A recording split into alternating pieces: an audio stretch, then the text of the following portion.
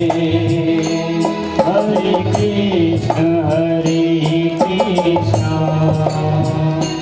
कृष्ण कृष्ण हरे हरे,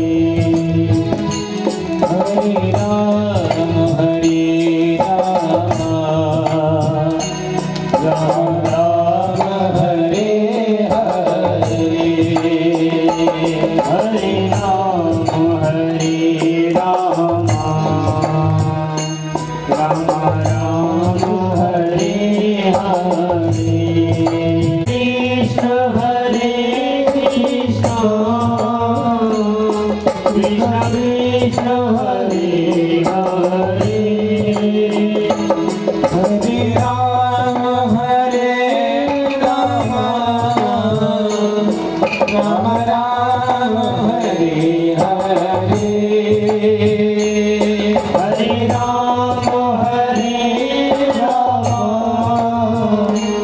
राम हरे हरे, हरे कृष्ण सभी हरे हरे हरे, हरे कृष्ण कृष्ण कृष्ण हरे हरे, हरे राम राम हरे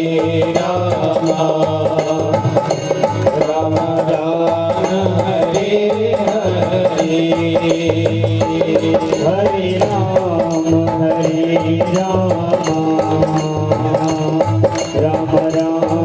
हरे हरे, ओ हरे कृष्ण कृष्ण कृष्ण हरे हरे, हरे राम राम हरे हरे, ओ हरे कृष्ण कृष्ण कृष्ण हरे हरे, हरे कृष्ण कृष्ण कृष्ण हरे हरे, ओ हरे राम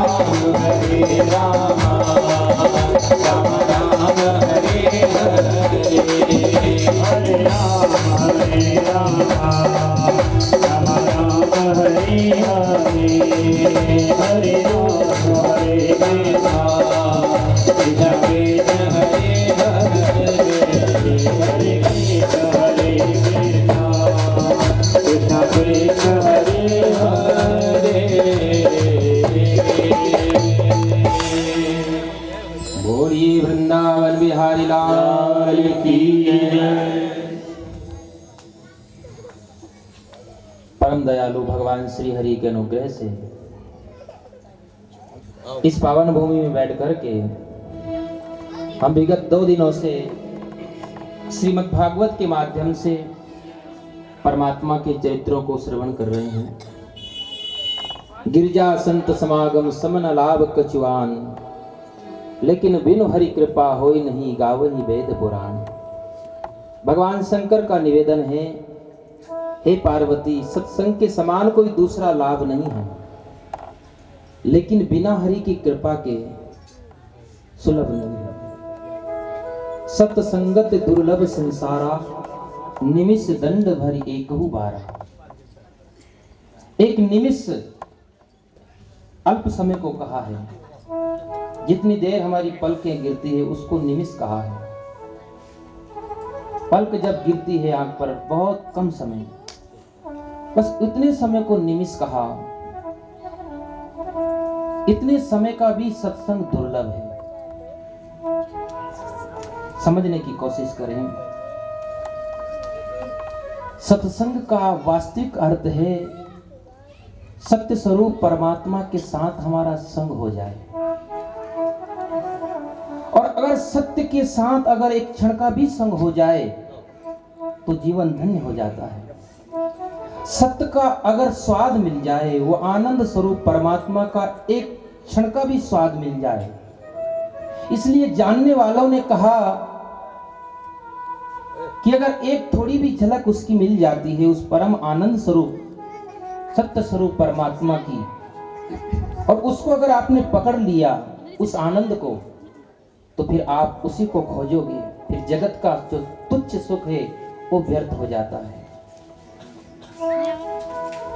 समाधि में वो आनंद घटता है।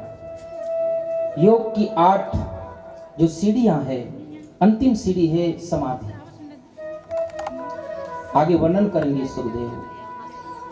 समाधि का अर्थ होता है कि अब जीवन में कोई समस्या नहीं रही, सब समाधान हो गया, जीवन अब सहज बन गया। और जब जीवन सहज बन जाता है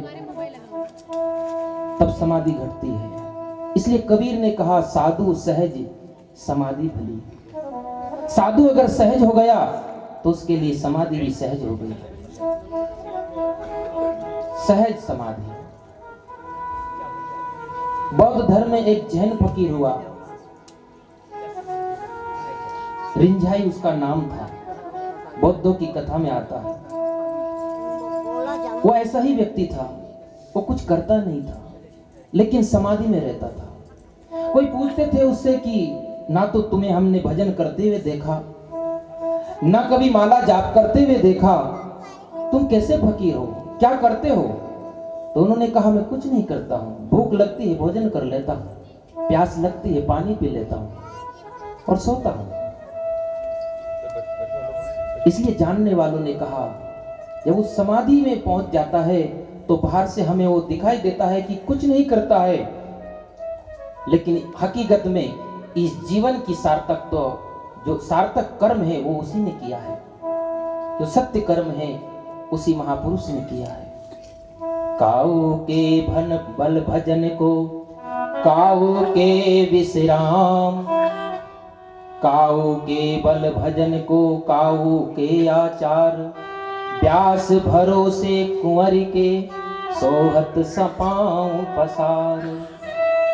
किसी के भजन का बल है, किसी के आचार विचार का कर्म कांड का बल है, लेकिन हमें तो भरोसा किसका है? परमात्मा का भरोसा है, राधा का भरोसा। इसलिए कुछ करते नहीं है। क्या हुआ इनके जीवन में? बोले सत्य का संग हो गया, जीवन की सच्चाई को समझ लिया कि सत्य क्या है, वो है सत्संग। यहां हम बैठे हैं, इसको भी सत्संग कहा। क्यों? क्योंकि इतने समय के लिए हम जगत की व्यर्थताओं को भूल जाते हैं। जब हमारा जीवन, आपने अनुभव किया होगा, सत्य की चर्चा हम कर रहे हैं, सुन रहे हैं, और उसमें एकाकार जब मन हो जाता है तो हमें अपने देह का भी पता नहीं रहता है कि हम कहां बैठे हैं। बस वही है सत्संग। जब मन ऐसे आनंद में गोता लगाने लगता है जो देह से बहुत ऊपर है, वो जिसको हम सुख कहते हैं ना, वो शरीर का सुख है। और याद रखना, जितना शरीर का सुख हम भोगेंगे उतना ही मन मेला होता जाएगा। शरीर का सुख मन को मेला करता है और आत्मा का जो आनंद है वो मन को विशुद्ध करता जाता है। जिसको महर्षियों ने, संतों ने, शास्त्रों ने आनंद कहा है, वो शरीर का नहीं हो सकता। आगे हो। इसकी आवाज थोड़ी बैठ जाती है ना, इनको थोड़ा सा वोल्टेज कम। जय राधा रमण, जय राधा रमण, जय राधा रमण, जय राधा रमण, जय राधा रमण, जय राधा रमण, राधा रमण हरि बोल रे, जय जय राधा रमण हरि बोल रे, जय राधा रमण हरि बोल रे, जय जय राधा रमण हरि बोल। बोलिए राधा रमण भगवान की। शरीर का सुख मन को मेला बनाता है और उस परमात्मा का जो परम आनंद है वो मन को विशुद्ध करता है।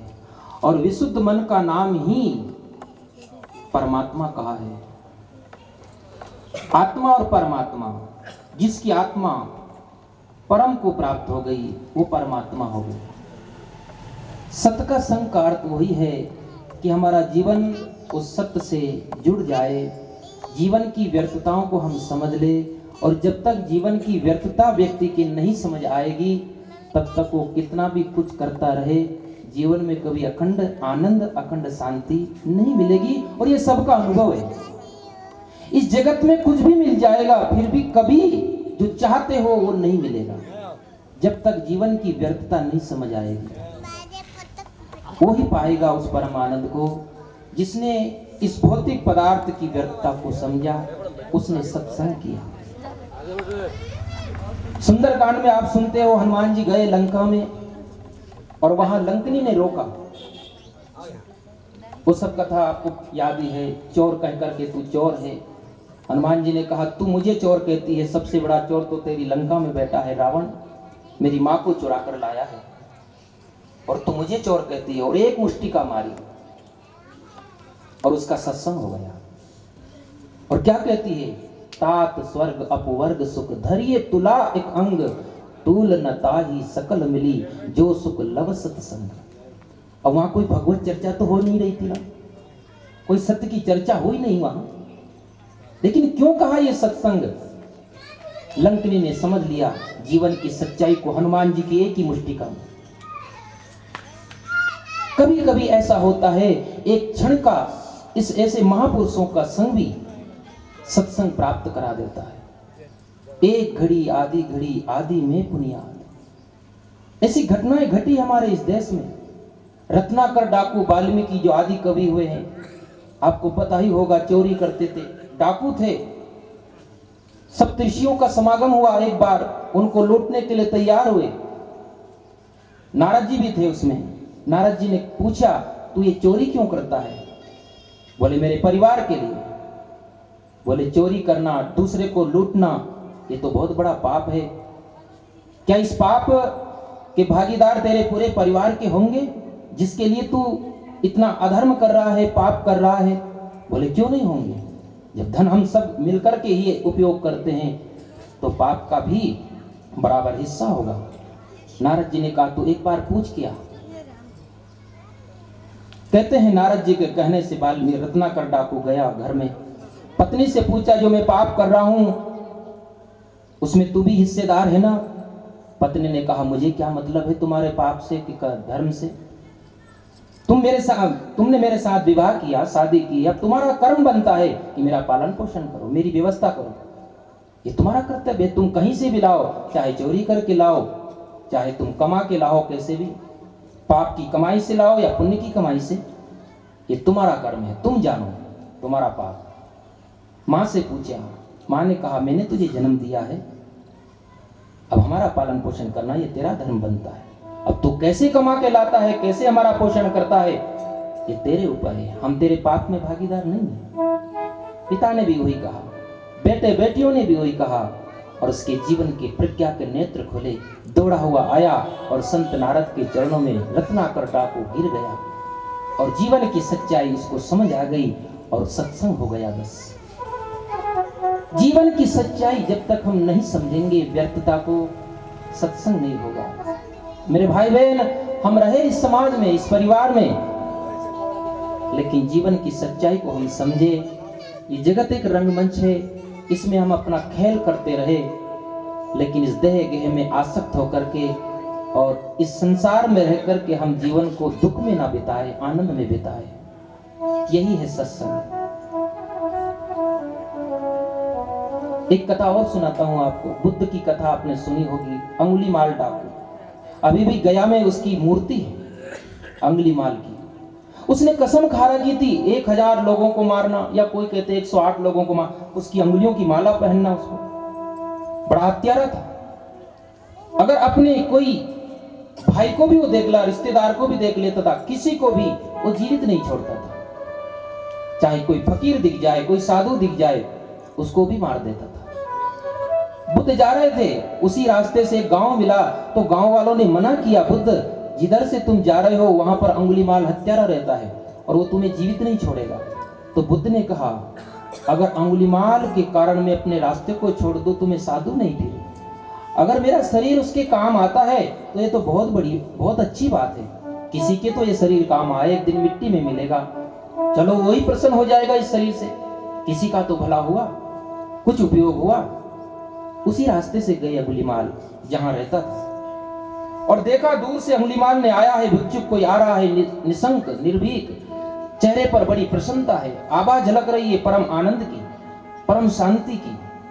दौड़ा, वो उठाया फरसा और बुद्ध को मारने के लिए दौड़ा।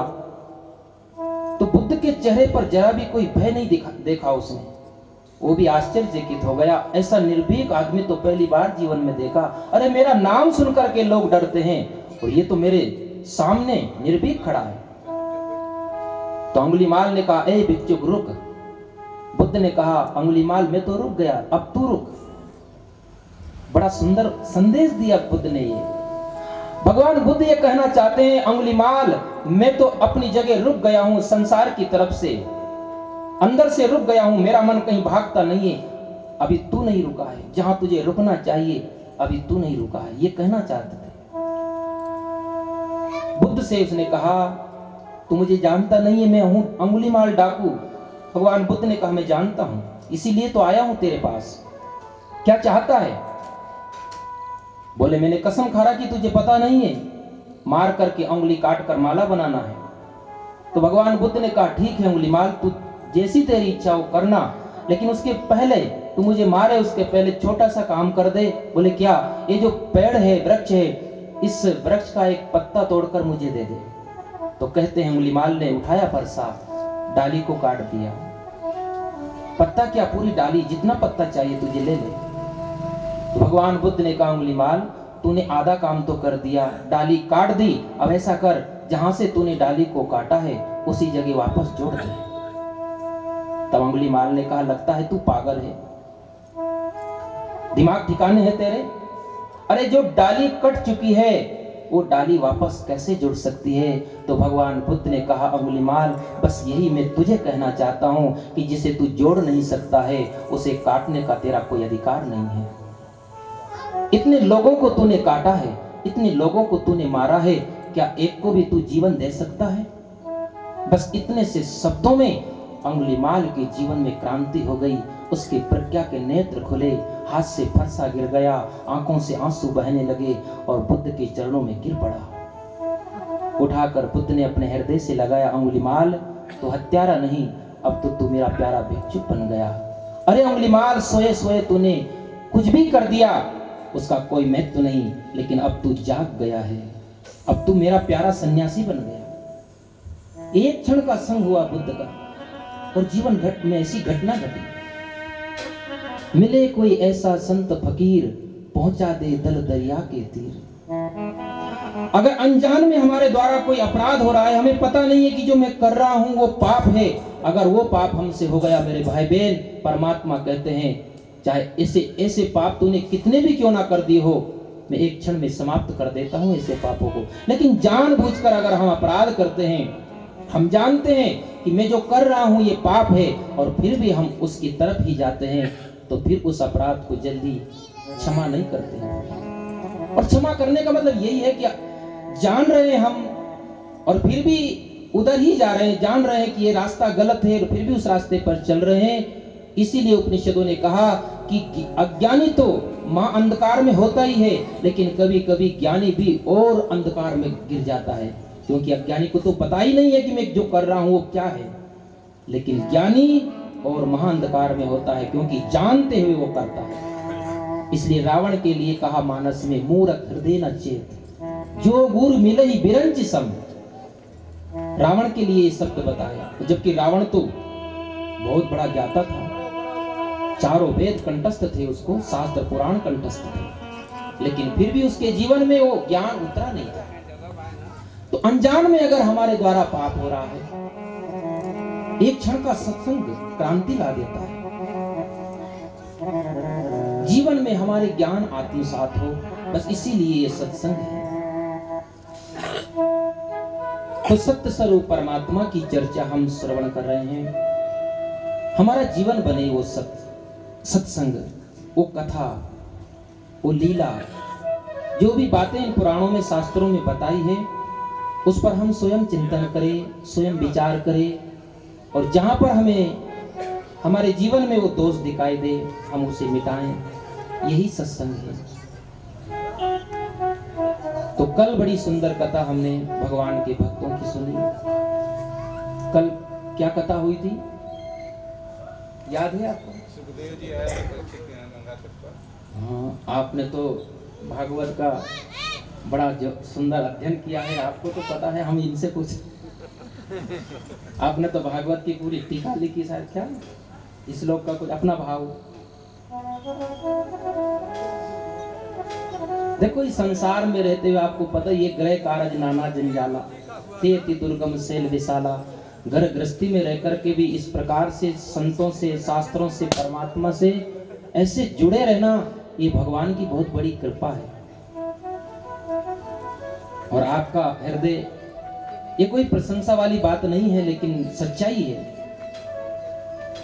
कि सत्य के प्रति, देखो वैसे घर गृहस्थी को अंधकूप कहा है, लेकिन एक जगह संत ने कहा, मन हाथ भयो जिनके तिनके घर ही बन है और बन ही घर है। जिसका मन उस परमात्मा में लग गया, मन बस में हो गया, धीरे धीरे, जैसे आप कथा सुनोगे आगे प्रियव्रत की, जब प्रियव्रत संन्यास लेने वाले थे, विवाह करने वाले नहीं थे वो, नारद जी उनको दीक्षा दे रहे थे संन्यास की। उस समय ब्रह्मा आए और ब्रह्मा ने कहा, जिसका मन बस में नहीं हुआ ना, वो अगर सन्यासी भी हो जाएगा तो जंगल में भी संसार बसा लेगा, और जिसका मन बस में हो गया ना, वो घर में रह करके भी सन्यासी हो सकता है।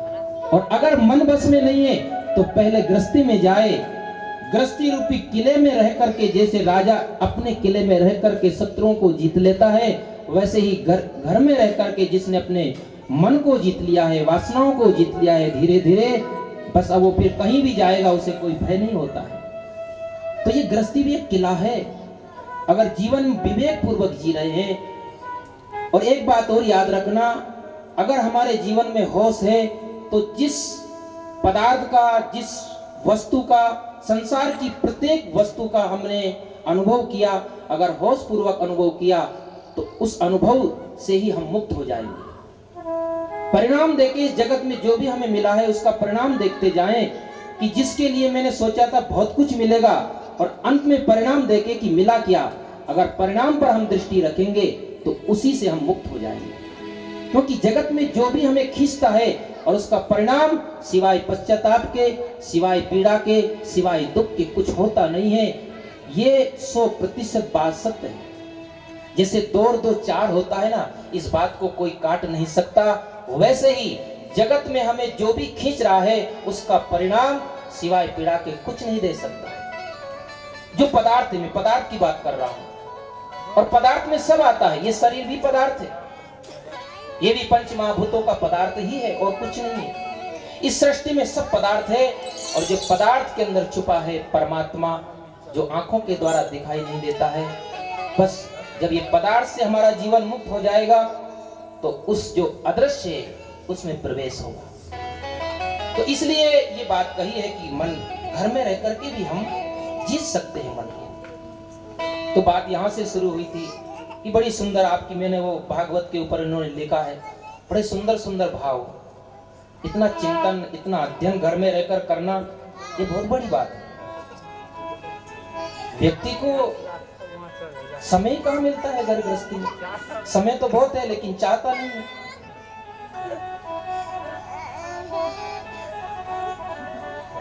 तो कल की कथा कौन कौन भक्तों की कथा हुई थी आप बताओ, इतनी माताएं बैठी हैं।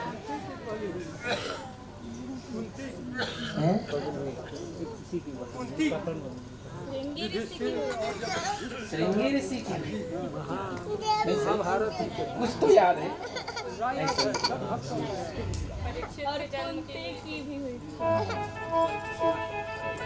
नहीं, वैसे आप सब बड़े प्यार से, बड़े प्रेम से और एकाग्रता से कथा सुनते हैं।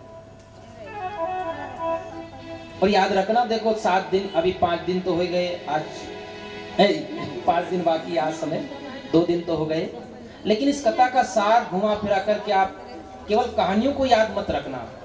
इस कहानियों के पीछे जो तथ्य के पीछे जो सत्य छुपा है, बस उसी को हमको पकड़ना है। ये जो कथाएं हैं ना, जो लीलाएं भगवान ने की है, इन लीलाओं का उद्देश्य क्या है, इसके पीछे जो सत्य छुपा है, बस उसको पकड़ना है, इस भागवत का सार लेना है।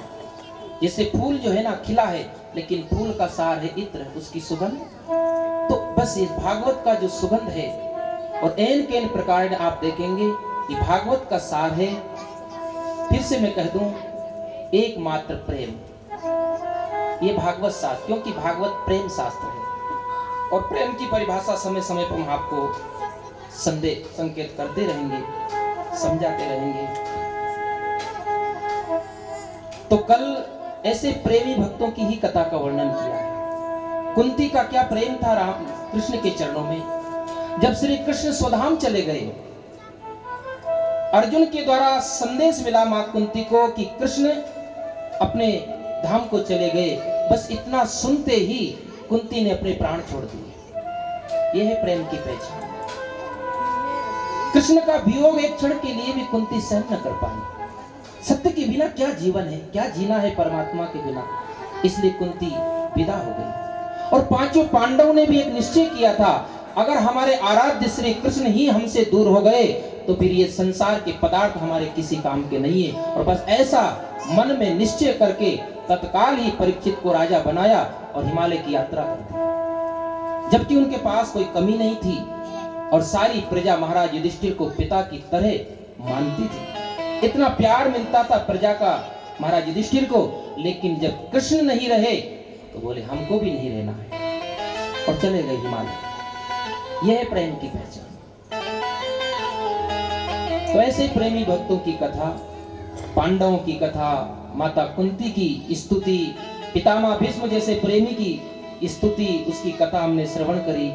और परीक्षित जो महाभागवत भगवान कृष्ण के परम अनुरागी, अनशन व्रत लेकर के मां गंगा के किनारे बैठे हैं। 7वें दिन मरना है, अब क्या करना है, जीवन के 7 दिन है, मुझे क्या करना चाहिए। देखो ये परीक्षित की कथा नहीं, हमारे सबके जीवन की कथा है। जीवन के 7 ही दिन है, 8वां नहीं है ना, सप्ताह के 7 दिन होते हैं। और राजा परीक्षित को तो निश्चय और निश्चित हो गया कि 7 दिन तो मेरा काल भी बाल बांका नहीं कर सकता। हमें तो 7 क्षण का भी पता नहीं है ना, क्या पता कल ही मौत होना हो तो कल ही मत। किसने देखा कल? देखा क्या किसी ने? किसी ने नहीं देखा। ये श्वास कब निकल जाएगी क्या पता है। ना जाने कब मौत का पैगाम आ जाए, इस बेकारी जिंदगी की कब शाम हो जाए। इसलिए अपने लिए तो जीना छोड़ चुके हैं, प्रभु करे ये जिंदगी किसी के काम आ जाए। क्या पता मौत कब आए, इसलिए क्या करना, बोले जीवन किसी न किसी के काम आता रहे, यही सार्थकता। इंसान की डोली 2 बार सस्ती है जीवन में, एक संत ने कहा 2 बार सस्ती है। पहली बार कब सस्ती है? पहली बार डोली कब सस्ती है? यहाँ सब डोली वाले ही तो बैठे हैं। पहली बार डोली सस्ती है दुल्हन के लिए, और दूसरी बार डोली सस्ती है हृदय के लिए। इसलिए डोली सजा के रखने वालों, अपनी अर्थी को भी सजा के रखना, क्योंकि पता नहीं कब मौत आ जाए और कब हमें अर्थी पर चढ़ना पड़ जाए। इसलिए जिसने जीते जी अपनी अर्थी को सजा लिया, जीवन का रहस्य तो वही समझ पाएगा ना। जीवन की सच्चाई वही समझेगा जिसने जीते जी अर्थी को सजा लिया। तो ये परीक्षित की कथा नहीं, हमारे जीवन की कथा है। क्षणभंगुर जीवन की कलिका, कल प्रात को जाने खिली न खिली, मलियाचल की सुचि शीतल बंद सुगंध समीर मिली न मिली। कलिकाल कुठार लिए फिरता, तन नरम से चोट झिली न झिली, इसलिए भजले हरि नाम रसना, ये अंत समय फिर हिली न हिली। चलते चलते श्वास कुछ है नहीं शरीर में। वैसे अब आप शरीर में देखोगे तो पता चलेगा 70% तो पानी है इसमें। कितना पानी है? जल है। अगर 70 किलो 100 किलो का शरीर है आपका, तो 70 किलो पानी है। फिर इसके बाद 70% जल है, 12% मिट्टी है, 8% जो है वायु है, 4% अग्नि है। ऐसे सब है ये पंचमहाभूत। सबसे ज्यादा पानी। जब राख हो जाता है शरीर तो कुछ भी नहीं बचता, दांत नहीं जलते हैं। साथ बिजली वाली, आजकल बिजली से जो जलाया जाता है तो उसमें तो दांत भी जल जाते होंगे। हमने देखा नहीं, लेकिन और कुछ बचता नहीं है, हवा हो जाता है सब। क्या है इसमें? कुछ नहीं है। और इस शरीर को लेकर लोग कितना अभिमान, कितने आसक्त होते हैं। हिरनी जैसी आंख, लेकिन निकलता है कीचड़ तो कोई देखता नहीं। तोते जैसी हिरनी जैसी आंख, तोते जैसी नाक, और नाक से निकले कीचड़। हे भगवान, कितने आसक्त हैं हम इस शरीर में। मल मूत्र का भरा भंडार, चारों ओर से दुर्गंध से भरा हुआ। इस पृथ्वी के ऊपर एक मनुष्य को छोड़कर देखो कितने पशु पक्षी जीवन भर कभी स्नान नहीं करते हैं, फिर भी उनके शरीर से दुर्गंध नहीं आती। और आदमी अगर 2 दिन स्नान ना करे तो पास में बैठना मुश्किल हो जाएगा ना। चलो स्नान करते हैं फिर भी दुर्गंध नहीं जाती है, तो ऊपर से क्या क्या नहीं लगाते हम। क्या क्या बॉडी लोशन, इत्र, पुलेल, फिर भी दुर्गंध मारता है। ये हंसने की बात नहीं, ये थोड़ा चिंतन करने की बात है। क्यों आसक्त होते हो? इसका मतलब ये नहीं कह रहा हूं कि आप इस शरीर की उपेक्षा करो। शरीर की सुरक्षा करना मेरे भाई बहन, शरीर को व्यवस्थित उपयोग है इसका, लेकिन एक ही उपयोग है कि हम सत्य के रास्ते पर चले। हम जीवन को सच्चाई में जिए, झूठ में ना जिए। जीवन की व्यर्थता को समझ ले, इस शरीर का भी चिंतन करके कि क्या है इसमें। जब शरीर ही व्यर्थ है तो फिर है क्या इसमें? ज्यादा आसक्त ना हो। देह भाव जितना सघन होगा उतना हम सत्य से दूर होते जाएंगे। ये बात हमेशा याद रखना। जितने देह में आसक्त होंगे उतने ही हम शरीर के हर पदार्थ में, क्योंकि सबसे पहले हमारा मूल हमारा शरीर, और जब हमारे शरीर में हमारी आसक्ति होगी तो सब में आसक्ति होगी।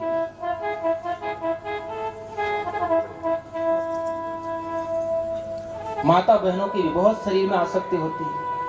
घंटों तक दर्पण के आगे, बुरा मत मानना, मैं आपके लिए नहीं करा। थोड़ा शरीर से ऊपर उठो। क्या करना है? शरीर को स्वस्थ रखना, बीमार ना हो, रोगी ना हो, इसकी सुरक्षा करना, क्योंकि ये साधन है। जैसे गाड़ी में हम यात्रा करते हैं मेरे भाई बहन, तो गाड़ी की हिफाजत करना हमारा काम है, क्योंकि हमें मंजिल तक पहुंचाएगी वो गाड़ी। ये जीवन भी एक गाड़ी है, ये शरीर भी एक गाड़ी है, और हमारे परमात्मा की मंजिल तक पहुंचाने के लिए साधन है।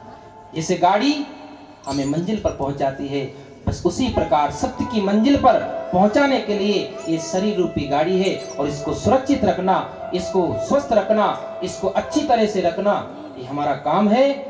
लेकिन ऐसा नहीं है कि दिन रात उसी के चिंतन में, इसके माध्यम से हमें मंजिल को नहीं भूलना चाहिए। अब गाड़ी को ही सजाते रहे हम, रात और दिन धो रहे उसे और ले कहीं नहीं जा रहे। क्या करोगे फिर ऐसे गाड़ी को? तुम उसी को बार बार धो रहे हैं, सुबह उठे फिर धोया, फिर उसमें कुछ कुछ लगाया, सजा रहे हैं, पेट्रोल भी डाल रहे हैं वहीं, और कहीं चल नहीं रही गाड़ी, वहीं खड़ी है। लोग क्या कहेंगे? पागल हो। अरे ये गाड़ी धोने के लिए नहीं है, रखने के लिए नहीं है, इसका उपयोग करो, मंजिल तक ले जाओ। और मंजिल क्या है? हमारे जीवन की गाड़ी के, शरीर की गाड़ी के लिए वो सत्य मंजिल है, परमात्मा कृष्ण मंजिल है। तुम जो भी कहो उसे, ये मंजिल है उसकी। तो इसको सुरक्षित रखना है, साफ सफाई से रखना है, लेकिन चलना भी है, सही रास्ते पर चलना है। ड्राइवर ठीक होना चाहिए ना गाड़ी का, नहीं तो गाड़ी पता नहीं कहां गड्ढे में जाएगी। गए काम से, गाड़ी भी गई, खुद भी गए। तो वैसे ही ये ड्राइवर, हमारा जीवन का ड्राइवर कौन है? बुद्धि सारथी है, और मन के हाथ में लगाम है। बुद्धि रूपी सारथी को, ड्राइवर को ठीक रखना, और हाथ लगाम किसके हाथ में है? मन के हाथ में।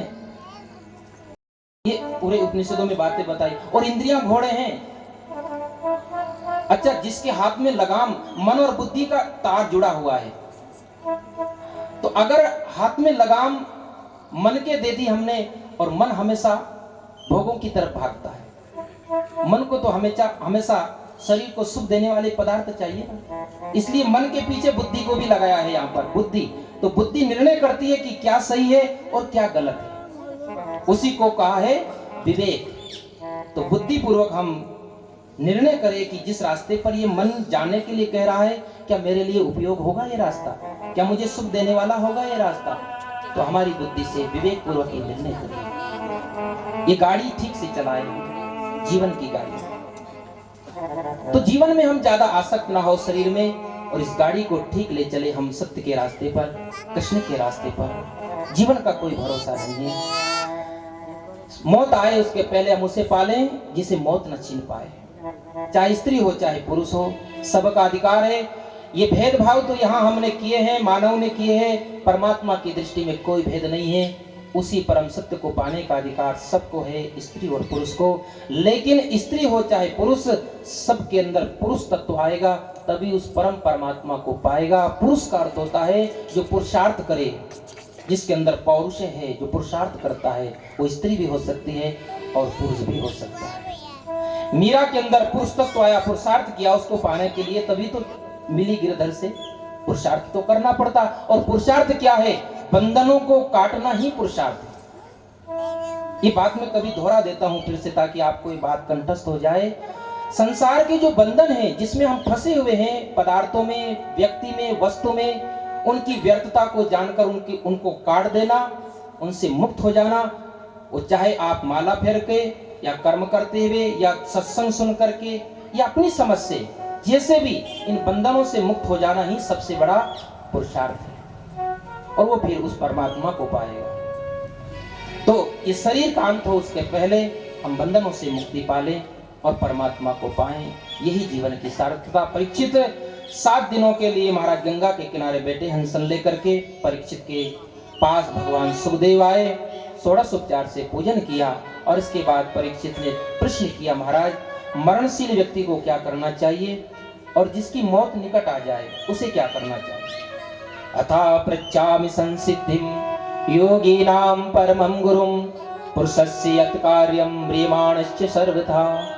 मरणशील व्यक्ति को क्या करना चाहिए, आपसे निवेदन है मेरा, हे योगियों के परम गुरु सदगुरु, आप मुझे बताइए। मुझे 7वें दिन मरना है, अब मुझे क्या करना चाहिए? तो भगवान सुखदेव राजा परीक्षित को अपना उपदेश देना प्रारंभ करते हैं भागवत के दूसरे स्कंद से। भागवत में 12 स्कंद है और दूसरा स्कंद सबसे छोटा स्कंद है, उसमें 10 अध्याय है। लेकिन बड़ा महत्व का बोले भगवान सुखदेव इस स्कंद में। जैसे गीता में श्री कृष्ण दूसरे अध्याय में बड़ा महत्वपूर्ण बोले, वैसे ही भागवत के दूसरे स्कंद में भगवान सुखदेव भी बड़ा महत्वपूर्ण बोले हैं। उपनिषदों का सार है दूसरे स्कंद में, वेदों का सार है। भगवान सुखदेव कहते हैं, परीक्षित तूने बड़ा प्यारा प्रश्न किया। श्री सुकोवाच वर्यानेस्ते प्रश्ना लोक वर्यानेस्ते प्रश्ना। तूने बड़ा सुंदर प्रश्न किया। लोकहितं नृपः आत्मसंहितां पुंसः। आत्मवेदा महापुरुष ऐसे प्रश्न का बड़ा आदर करते हैं। निद्रया ह्रियते नक्तं वेवायेन च भावया दिवाचार्ते हया राजन् कुटुम्बो भरणेन वा। तस्मात् भारत सर्वात्मा भगवान ईश्वरो हरि श्रोतव्यः कीर्तितव्यश्च स्मर्तव्यश्च एचिता भयम्। देखो परीक्षित, व्यक्ति का जीवन है 100 वर्ष का, और 100 वर्ष का भी कोई भरोसा नहीं है, बीच में ही चला जाए। लेकिन मान लो 100 वर्ष की आयु है हमारी, उसमें 50 वर्ष तो बीत जाते हैं सोने में या विषय भोगने में, और 50 वर्ष बीत जाते हैं शरीर को पालन पोषण के लिए, पेट भरने के लिए, कमाने में। निद्रया ह्रियते नक्तं वेवायेन च भावया दिवाचा अर्थे हया राजन् कुटुम्ब भरणेन वा। स्पष्ट खोल करके रख दिया भगवान सुखदेव ने। ये हमारी जिंदगी की कहानी है। क्या?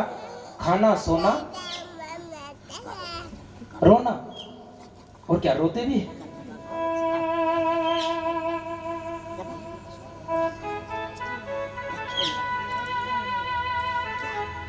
मैंने देखा है बड़े बड़े शहरों में बहुत सी बहनें दिन भर कुछ नहीं करती है, बस खाती रहती है।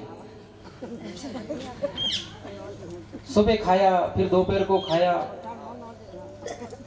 फिर दिन में सोना, फिर रात को सोना, और सुबह फिर रोना। यहाँ दर्द, यहाँ दर्द, यहाँ दर्द। होगा ही दर्द, कुछ नहीं करोगे, खाती रहो तो दर्द नहीं होगा।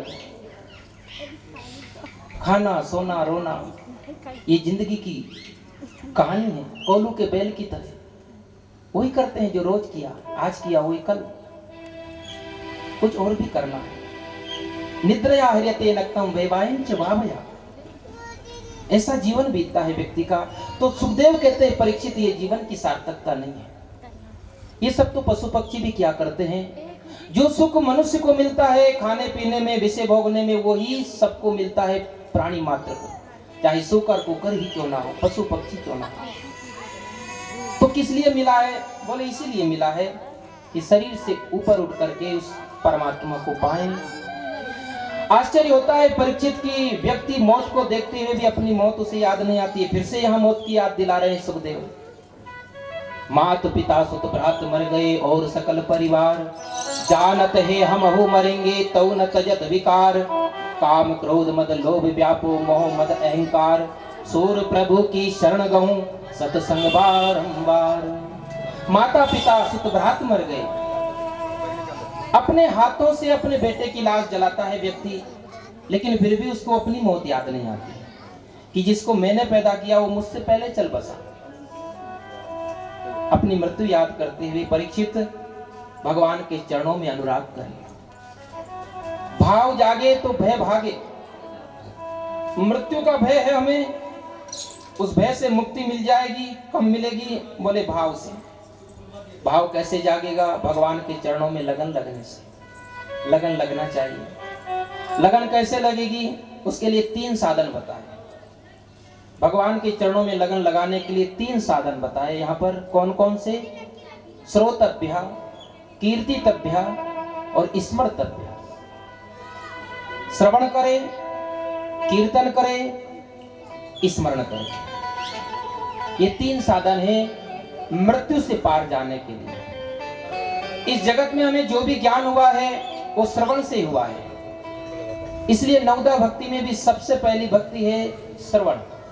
श्रवणम कीर्तनम विष्णु स्मरणम पाद सेवनम अर्चनम वंदनम दास्यम सत्यम आत्मनिवेदनम।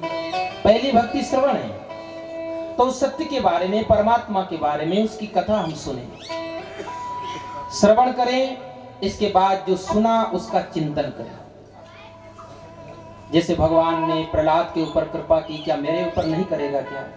अरे जब प्रहलाद को इतने कष्टों से उसने बचा लिया तो वो मेरे भी साथ है।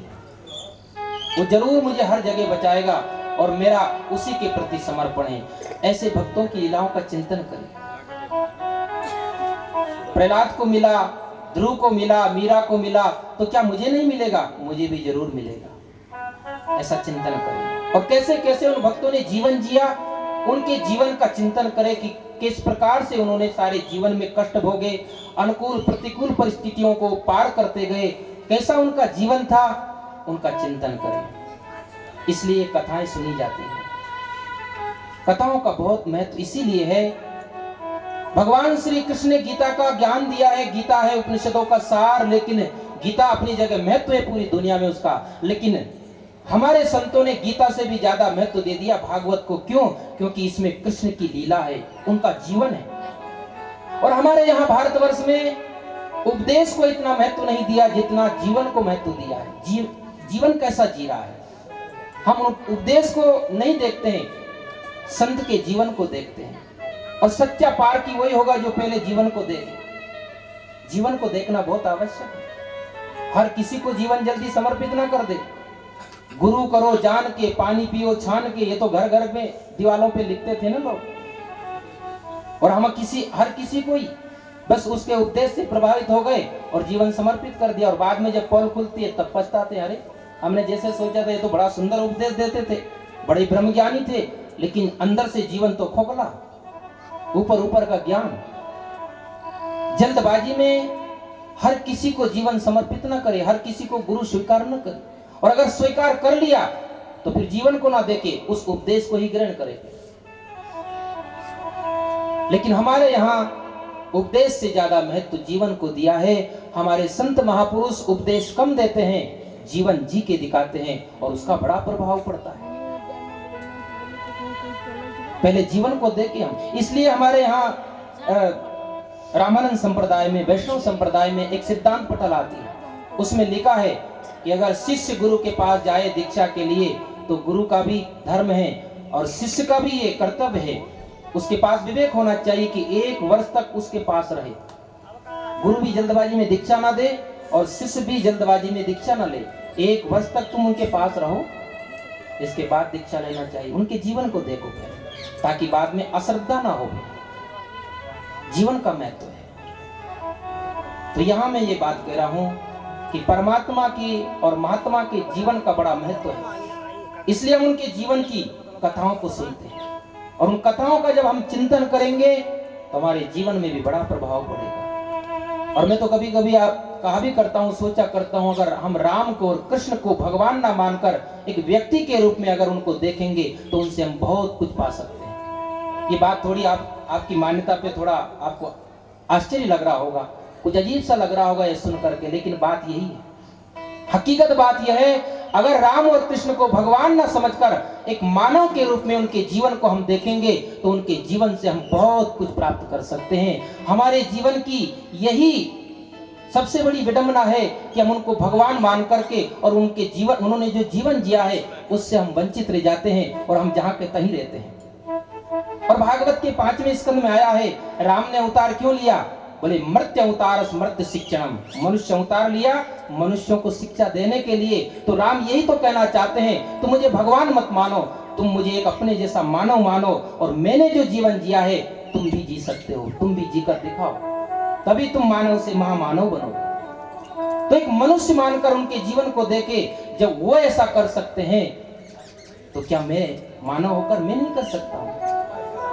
अगर वो अपने पिता के लिए 14 वर्ष का वनवास जाने के लिए आनंद से तैयार हो जाते हैं, और यहाँ केवल पिता के लिए नहीं, राम के लिए राज सत्ता और वनवास में कोई भेद नहीं था। वनवास के दुखों में भी उनको कोई दुख नहीं था, संकटों में कभी विचलित नहीं होते थे। कृष्ण का जीवन देखो, प्रारंभ से लेकर अंत तक कृष्ण का जीवन संकट में बीता। तो ये लीलाएं मैं विस्तार से नहीं बताऊं, लेकिन आपको ये सोचना चाहिए कि इन लीलाओं का चिंतन करके हम उनसे यही सीखे कि हमारे जीवन में भी कृष्ण जैसा, चाहे कैसा भी प्रतिकूल परिस्थिति आए, हम भी सामना करेंगे, हम भी वैसा जीवन जिए। राम और कृष्ण के जीवन को देखे, उनकी बड़ी कृपा होगी, और यही है उनकी सच्ची पूजा। ये भी याद रखना, ठीक है मंदिर में हम जाएं, पूजा करें, आरती उतारे, लेकिन सच्ची पूजा का अर्थ है कि उन्होंने जो कहा है, उन्होंने जो जिया है जीवन, उस पर भी हम ध्यान दें। राम का जीवन कैसा था? गरीब से गरीब व्यक्ति से भी वो मिला करते थे, आदिवासियों को गले लगाया, गरीबों को गले लगाया, किसी में कोई भेदभाव नहीं देखा राम जी ने। तो ये लीलाएं जो है भगवान की, राम और कृष्ण की, भक्तों की, इनका चिंतन करें, हम श्रवण करें, फिर चिंतन करें, और इसके बाद जीवन में अनुभूति करें। अनुभूति का मतलब है कि वैसा जीवन जिए, ये अनुभूति है। श्रवण, चिंतन और फिर वैसा जीवन। तो श्रवण, कीर्तन और ध्यान जीवन बना ले, तब भय भागेगा मौत का। जिसको मृत्यु का भय दूर हो गया, फिर उसके लिए मृत्यु भयभीत नहीं करती है, फिर उसके लिए मृत्यु एक मंगलकारी हो जाती है। तो सुखदेव कहते हैं, परीक्षित, मैं तुझे निर्भय करने के लिए, मृत्यु से कथा सुनाने के लिए आया हूँ। तेरे प्रति मुझे दया आई, इसलिए कथा सुनाने के लिए आया हूँ, ऐसी बात नहीं। तू है भगवान श्री कृष्ण का प्यारा, तेरे मन में कोई आसक्ति नहीं है, इसलिए तू पात्र मिला है, कथा सुनाने के लिए आया है। श्री कृष्ण के गुणों ने मेरे मन को इस प्रकार से खींच लिया है कि उसकी कथा कहे बिना मैं रह नहीं सकता। परिनिष्ठितोऽपि निर्गुण्ये उत्तम श्लोक लीलया गृहीत चेता राजऋषि आख्यानम अतधीतवान। हे राजऋषि परीक्षित, श्री कृष्ण के गुणों ने मेरे मन को आकर्षित कर लिया, मेरे पिता के द्वारा भागवत का अध्ययन किया, और तू मुझे पात्र मिला, इसलिए तुझे सुनाने के लिए आया हूं। देखो, सुखदेव जैसे परमहंसों के मन को भी भगवान कृष्ण की कथा ने खींच लिया, और हमारा ये दुर्भाग्य है मनुष्यों का कि हमारा लौकिक